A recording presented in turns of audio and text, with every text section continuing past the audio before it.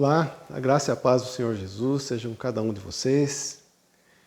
Quero compartilhar uma palavra hoje que fala sobre como como identificamos que é Deus que está falando conosco.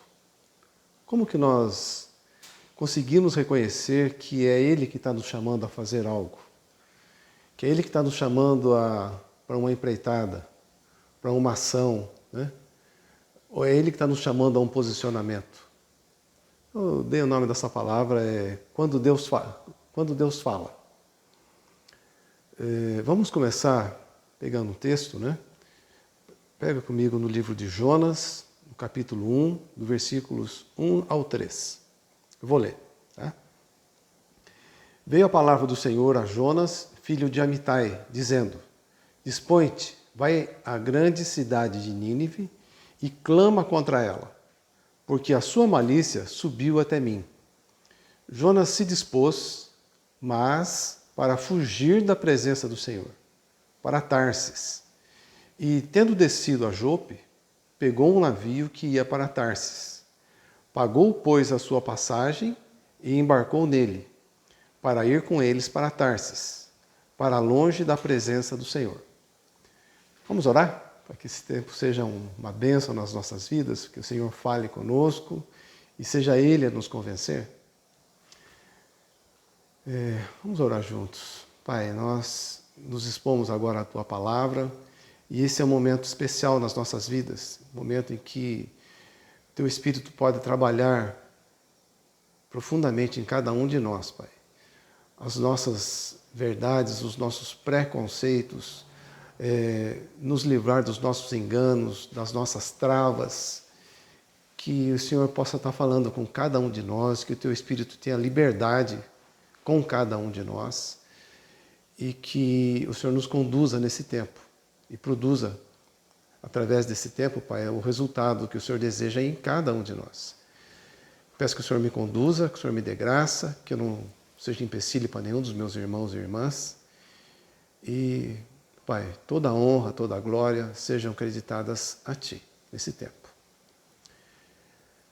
Esse texto, né, fala do profeta Jonas sendo chamado a fazer algo. Deus o estava chamando para ir a Nínive, para profetizar contra Nínive, para que aquela cidade-estado, né, pudesse ser despertada do seu pecado, do seu engano. E Jonas ouve esse chamado de Deus e age, mas age para ir para outro lugar, não para Nínive. Age para fugir desse chamado, né? Então, eu queria trabalhar hoje, né, essa questão: quando é que nós identificamos que é Deus que está falando com cada um de nós? Quando é que aquela sensação que nós tivemos, eu identifico, isso vem de Deus ou vem do meu coração?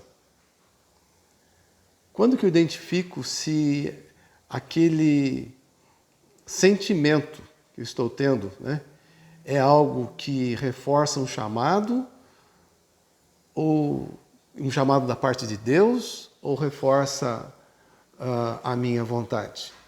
Então vamos pegar na palavra, né, alguns exemplos para nós explorarmos e vermos como foi que cada um desses personagens agiu, né, quando foi chamado por Deus para fazer algo, né?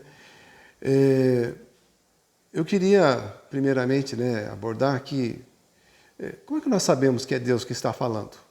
Como é que a gente pode saber, né? Como cristãos, né, entender que Deus está nos chamando é fundamental.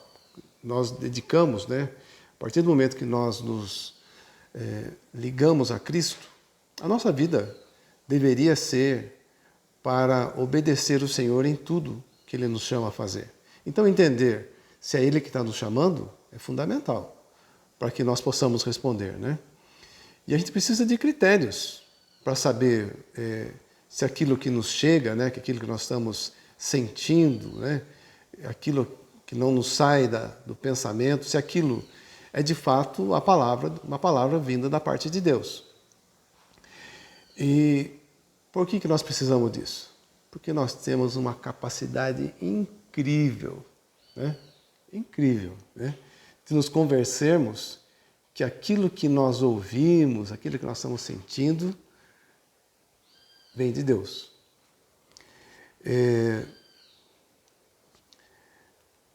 E nós podemos pegar exemplos na palavra, né? O que eu estou falando aqui é o seguinte: tem a situação em que Deus nos chama e tem a situação em que nós sentimos algo, entendemos algo e confundimos isso com o chamado de Deus, mas para reforçar aquilo que nós queremos fazer. Então nós temos um desafio de entender, precisamos de critério para entender como é que é isso, né? Como é que é essa palavra que vem da parte de Deus? Que características que ela tem? Eu vou pegar uns exemplos de pessoas que se enganaram fazendo algo achando que vinha da parte de Deus. Pegando o exemplo do rei Saul, por exemplo. O rei Saul estava perseguindo Davi. Perseguia Davi para todo lado. E vieram umas pessoas e falaram com o rei Saul que Davi estava escondido em determinado lugar. E qual foi a resposta? Qual foi a reação de Saul para quando vieram falar a ele onde Davi estava? Ele falou assim, disse Saul: bendito sejais vós do Senhor, porque vos compadecestes de mim. Saul claramente identificou que ele identificava para si, né? Que aqueles que vieram contar onde Davi estava eram pessoas da parte do Senhor. Nós claramente sabemos, né, que o Senhor não desejava que Saul matasse Davi. Mas o Saul estava assim, fortemente movido pelo desejo de eliminar Davi. Então essas pessoas que vieram para dizer onde Davi estava, para ele, foram pessoas que vieram da parte de Deus. Por isso falei, nós temos uma tendência muito forte, né, de identificar, né, que aquilo que estamos sentindo, ouvindo, vem da parte de Deus, porque ela reforça algo que nós desejamos. E não é esse o critério. Vou pegar mais um exemplo, ainda ligado a Davi. Davi estava escondido numa caverna, no fundo de uma caverna, e Saul, na sua perseguição a Davi, entra nessa caverna e vai fazer suas necessidades, está lá sozinho, exposto. E os homens de Davi chegam até ele e falam assim: o Senhor entregou o teu inimigo nas tuas mãos. Ele está aí, sozinho, fazendo as necessidades dele, concentrado lá. É a tua deixa. O Senhor entregou ele para você. É só você chegar lá e resolver o problema. Acabou a perseguição, voltamos para Jerusalém, tomamos posse do reino, está tudo resolvido. Só que nós sabemos que não era essa também a vontade de Deus. E Davi, mas os homens de Davi achavam que era. Então percebe que o nosso coração, assim, ele é muito enganoso nesse aspecto. Se aquilo bate com o que nós estamos sentindo, né, com o desejo nosso, né, com aquilo que almejamos, então isso vem da parte de Deus. Mas não é necessariamente assim. Esse caso aqui mostra claramente que não. Os homens de Davi entenderam assim. E Davi foi testado nesse ponto. E ele deu a resposta correta. Ele falou assim: eu não vou levantar a mão contra ele. Não vou fazer isso.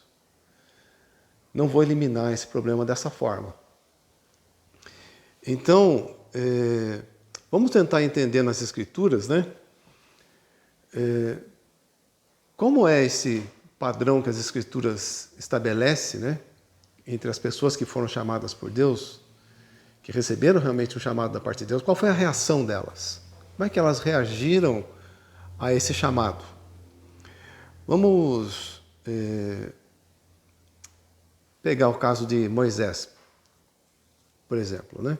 Moisés tinha nascido no Egito, ele depois tentou resolver uma situação lá, quando identificou que era do povo hebreu, ele tentou resolver uma situação com sua força, teve que fugir do Egito, ficou 40 anos no deserto, e agora ele, com 80 anos, Deus aparece a ele numa sarça ardente, chama a atenção dele, ele vai até a sarça, Deus começa a falar com ele, e Deus revelando o plano dele, né, dele ir, de usá-lo para que ele fosse até o Egito para libertar o seu povo. Mas a primeira resposta de Moisés: mas eis que não crerão nem acudirão à minha voz, pois dirão, o Senhor não te apareceu. Então ele argumenta com Deus, fala, mas eles não vão crer que eu encontrei com o Senhor. Eles não vão atender o que eu falar. E vão dizer que o Senhor não apareceu, que eu estou inventando isso. E Deus começa a argumentar com Moisés, né? Fala assim, o que é que você tem na sua mão? É um bordão? Joga no chão. Joga no chão, aquilo se transforma numa serpente. E Moisés começa a fugir dela. E Deus fala, pegue ela pelo rabo. Ela volta a ser um cajado. E daí Deus fala assim, esse vai ser um sinal para que você use, né? Agora põe tua mão no peito. Tira a mão do peito. A mão está toda leprosa.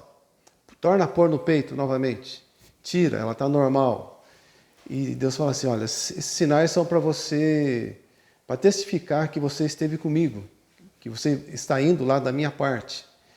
E vou te dar mais um sinal. Se não crerem nesses dois sinais, você pega a água do rio, joga sobre a terra, e a água que cair sobre a terra vai se transformar em sangue. E esses sinais são para que você use, né? Para testificar que nós tivemos esse encontro e que você está ali, indo ali da minha parte.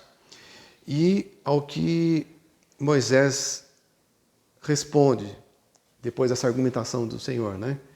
Ah, Senhor, eu nunca fui eloquente, nem outrora, nem depois que falaste a teu servo, pois sou pesado de boca e pesado de língua. Moisés começa a argumentar, Senhor, mas eu não sei falar, eu sou gago. E mesmo depois que o Senhor me falou comigo aqui, eu continuo na mesma. Né? Como é que vão ouvir um gago falar lá e se convencer que teve com o Senhor? Né? E o Senhor responde, mas quem é que fez a boca do homem? Né? Quem que faz o mudo, quem que faz o que fala, o surdo, ou o que vê, ou o cego? Não sou eu, o Senhor? Ele fala assim, então agora venha e eu vou te ensinar o que você deve falar ao povo. E a resposta, a tréplica de Moisés, né? Ah, Senhor, envia aquele que has de enviar, menos a mim. Senhor, não insista comigo. Eu não tenho condição de fazer isso. Né? Ao que Deus fica irado, né? E fala assim, o teu irmão Arão vai te encontrar e você vai falar a ele e ele vai ser por boca para você. Você fala para ele, eu falo com você, você fala com ele e ele fala com o povo. E eu estarei com vocês. Interessante ver como Deus trata cada um desses personagens também, né?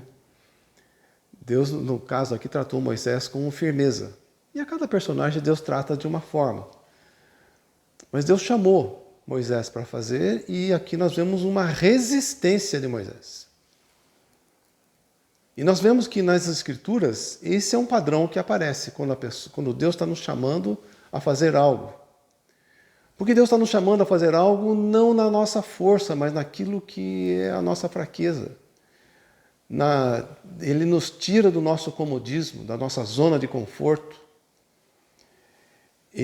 Nós estamos sempre sendo trabalhados, Ele vem e nos tira, Ele está nos trabalhando aquela área da nossa vida, é uma área que não foi transformada ainda. Então a nossa reação sempre é uma reação de rejeição, né? De desconfiança. Mas será que é isso mesmo? Será que é Deus que está falando isso? Veja que essa é uma reação radicalmente diferente daquela, isso vem de Deus. Isso vem confirmar o que eu estou pensando. Nas Escrituras, nós vemos que quando as pessoas foram chamadas, elas resistiram. Tiveram algum grau de resistência. Né? Não ficaram identificando pontos de identificação. Elas foram surpreendidas. Né? Porque Deus as chamou numa área que elas não eram fortes, que elas não esperavam, não se achavam capacitadas. Né? Deixa eu pegar um outro exemplo aqui que Deus fala com Sara, por exemplo. Deus envia um anjo que vai até Abrão e Sara está dentro da tenda. O anjo vem para anunciar que Sara seria mãe dali a 1 ano. Ele anuncia e Sara, quando ouve isso, ela ri no seu interior. Né? O pensamento dela era assim, como é que pode uma mulher da minha idade ser mãe agora? Poderia ter sido lá atrás, mas agora, sem chance. E o anjo, né, depois chama Sara e a confronta, né? Fala assim, por que você duvidou do que Deus me mandou anunciar a você? E a reação de Sara ela não tem coragem de dizer que duvidou. Né? Ela fala assim, não, eu não ri no meu interior. E o anjo não alivia, ele fala assim, você riu. E a Sara tem que concordar que realmente tinha duvidado. Né? Mas aqui Deus trata a Sara com brandura. Né? Cada pessoa que é chamada por Deus, né? Deus trata segundo o seu grau de revelação, aquilo que Deus já tinha trabalhado na vida da pessoa. O seu grau de compromisso, né? Mas, de novo, a reação de Sara é de desconfiança. Ela não foi assim, era isso que eu estava esperando. Né? Isso vem da parte de Deus. Será que é isso mesmo? Isso vem de Deus? Né? Agora que eu não tenho mais condições, agora que eu sou velha, quando era moça, eu poderia gerar tranquilamente. Perceba que a gente começa a ver uma característica, né? Na reação daquilo que nós podemos identificar como sendo Deus nos chamando para fazer algo. Um outro exemplo. Quando Zacarias ele está no seu turno, né, de ministrar diante do tabernáculo, e o anjo vem e se apresenta a ele e fala que ele vai ser pai, né? E das características daquele que seria João Batista, né? E qual foi a reação de Zacarias? Como saberei isso? Pois eu sou velho e a minha mulher avançada em dias. E quando a gente vê essa reação de Zacarias aqui, né? Até a gente acha, puxa, meio natural, né? Como é que ele reagiria a um anjo falando, né? Mas o anjo fala assim, né? Eu sou Gabriel, assisto diante de Deus, fui enviado para falar-te e trazer-te essas boas novas. Todavia, ficarás mudo e não poderás falar até o dia em que essas coisas vierem a realizar-se, porquanto não acreditaste nas minhas palavras. Perceba que aqui Deus trata Zacarias de uma forma mais dura, mais firme, né? O anjo vem dar uma palavra a ele dentro do tabernáculo. E Zacarias duvida, né? Quando ele fala assim, mas como é que vai ser? Como eu vou saber disso, né? Ele se apega à sua condição natural. Mas eu sou velho, minha mulher também é velha. Como é que nós vamos gerar um filho agora? Passou o nosso tempo. E o anjo reage diferente de quando reagiu da reação que aconteceu com Sara. Ele fala assim, porque você duvidou de mim, você vai ficar mudo. Porque Zacarias tinha um nível de revelação muito maior da parte de Deus. E ele poderia crer nessas palavras do anjo. Então, Deus reage com ele dessa forma. Mas, de novo, a reação de Zacarias é de desconfiança, de dúvida, diante de um chamado de Deus para si, né? Vou pegar um outro exemplo, para que a gente vá fortalecendo em nós essa convicção de como identificamos um chamado de Deus. Jeremias, comecinho do livro de Jeremias, né? Veio a mim me veio, pois, a palavra do Senhor, dizendo: antes que eu te formasse no ventre materno, eu te conheci, e antes que saísse da madre, eu te consagrei, e te constituí profeta às nações. Então eu disse: ah, Senhor meu, eis que não sei falar, porque não passo de uma criança. Jeremias é chamado para um ministério profético, e a reação dele é: ah, Senhor meu, eu não sei falar. Eu sou como uma criança, conheço muito pouco do Senhor.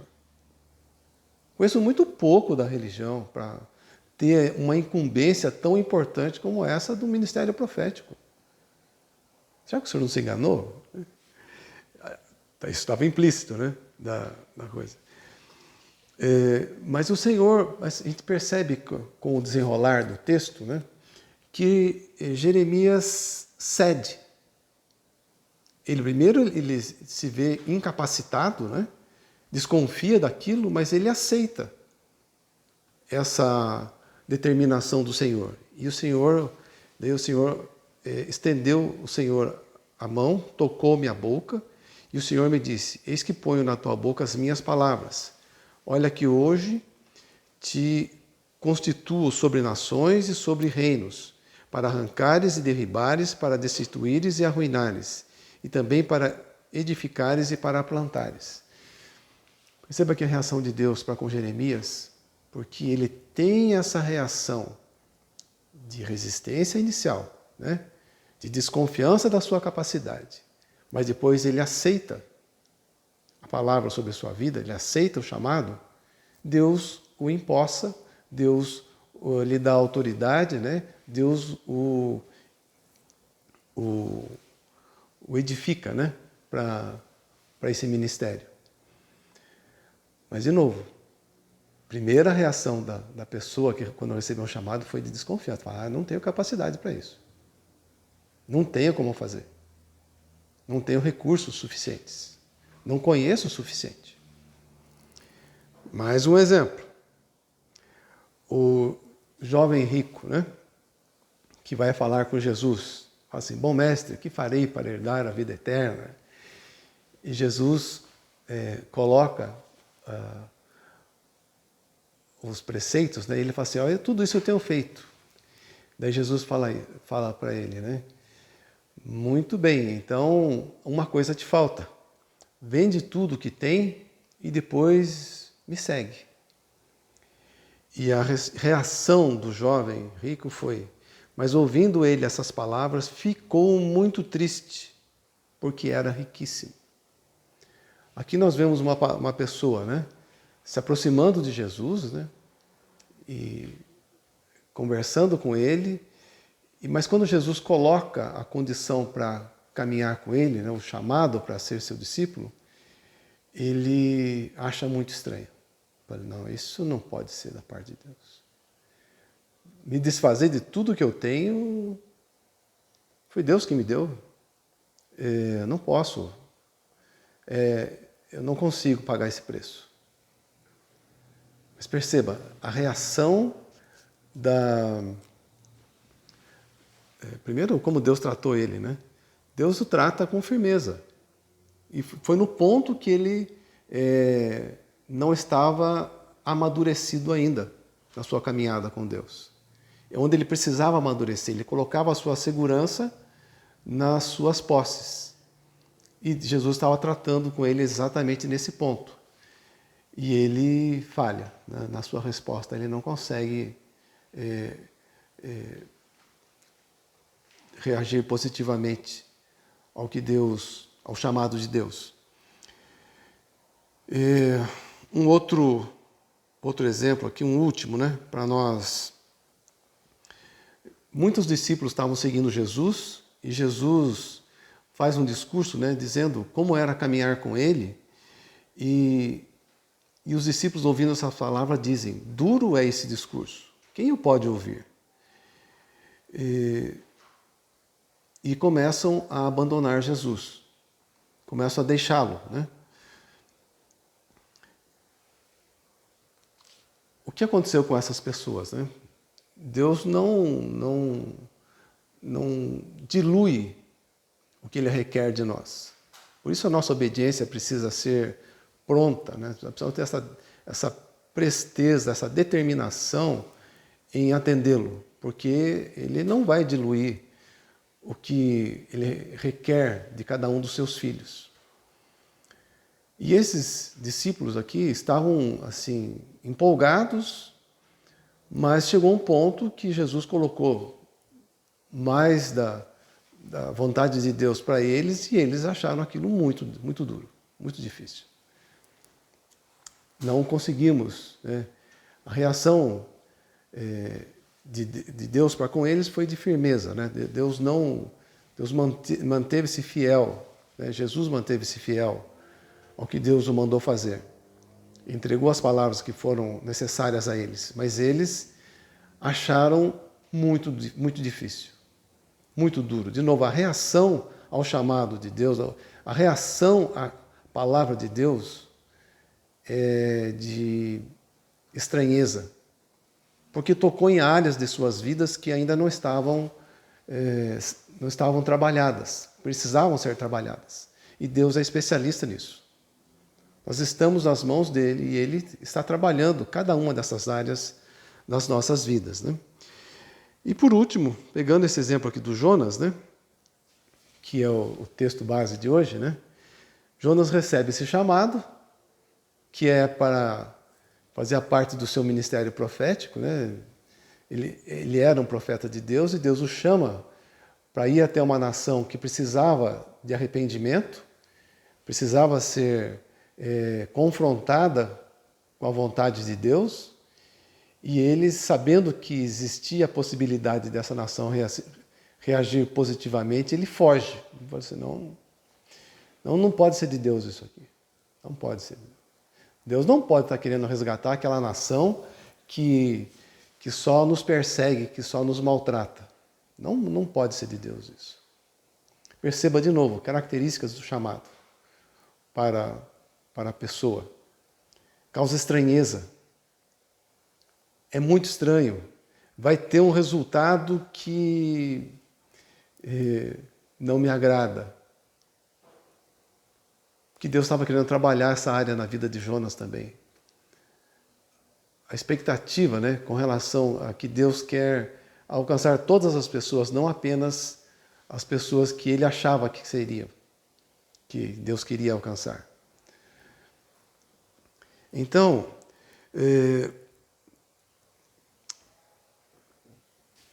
trazendo um pouco para as nossas vidas, né? Que áreas? Nós já vimos as características, né? Qual era o ponto comum a todos? Quando Deus falou com eles, eles ficaram incomodados, indignados, sentiram-se desafiados, escandalizados, mas nunca ficaram entusiasmados. Não inicialmente. No impacto do chamado, a reação foi de incômodo, no mínimo incômodo, mas alguns ficaram indignados e não foram, outros se sentiram fortemente desafiados, outros se escandalizaram e desistiram, né? O entusiasmo vem com o tempo, mas não no momento de ouvir o chamado. E isso acontece porque nós estamos sendo transformados, né? A palavra sempre vai entrar em choque com as partes que ainda não estão redimidas da nossa vida. As partes que ainda têm que ser trabalhadas. Por isso essa reação de estranheza ao chamado de Deus, ao chamado da palavra, né? Então, quando ouvimos essa palavra, nossa natureza se ergue para protestar, porque vai estar nos tirando da nossa zona de conforto. E trazendo assim para as nossas vidas, então, né? Quais seriam situações assim? Pode ser, vou citar algumas aqui, né? Você pode me ajudar e me dar mais exemplos. Mas pode ser quando você sente um incômodo, né? Para perdoar uma pessoa que pisou feio na bola com você. É um chamado que vem da parte de Deus. Mas a tua razão fala assim, olha, aquela pessoa pisou muito feio. Ela passou da medida. Perceba. É uma área de confronto, né? Mas claramente é a vontade de Deus. Embora ela nos incomode muito, né? Quando uma pessoa muito próxima, às vezes até nosso cônjuge, nossos filhos, né? Também passam do ponto e repetem algo que a gente já tinha estabelecido, já tinha conversado, de que não gostaria que acontecesse aquilo de novo, que aquilo nos incomoda muito, que aquilo nos fere muito, e a pessoa torna a fazer. E sentimos um chamado para acreditar, para dar outra oportunidade, dar outra chance. Perceba, argumentos nós temos, a nossa razão fala fortemente que, olha, eu já falei. Mas a palavra nos chama a crer, a perdoar, a dar outra chance, a ter um ânimo longo. Uma outra situação, né, que a palavra nos chama, é quando você sente um chamado para participar financeiramente com uma causa. Às vezes são com os dízimos, às vezes com um movimento, às vezes com uma pessoa, um grupo de pessoas, às vezes com necessitados. E a sua lógica fala assim, mas eu não posso agora. Não devo, tenho esse compromisso, tenho aquele compromisso. Perceba, o chamado de Deus sempre nos incomoda. Porque Ele sempre vem para tratar uma área da nossa vida que precisa ser tratada. E para nós concluirmos então, né? Então, se as únicas palavras que você ouve do Pai sempre lhe provocam bem-estar, ou lhe concedem o que você quer, saiba que não é o Senhor que está falando. Quando Ele fala, o mais provável é que encontre muitos motivos, para se convencer que não é Deus que está se comunicando com você. Que o Senhor te abençoe, que o Senhor te dê um tempo de reflexão nessa palavra, para identificar claramente a vontade dEle, em todas as circunstâncias que te cercam, nos sentimentos que você tem tido, naquilo que você identifica como sendo a palavra dEle, naquilo que você está resistindo principalmente. Que o Espírito Santo possa fortalecer em você um parâmetro, né, de identificação de quando Deus te chama a fazer algo. Que a tua resposta sempre seja de acordo, né, com a vontade do Senhor para a tua vida.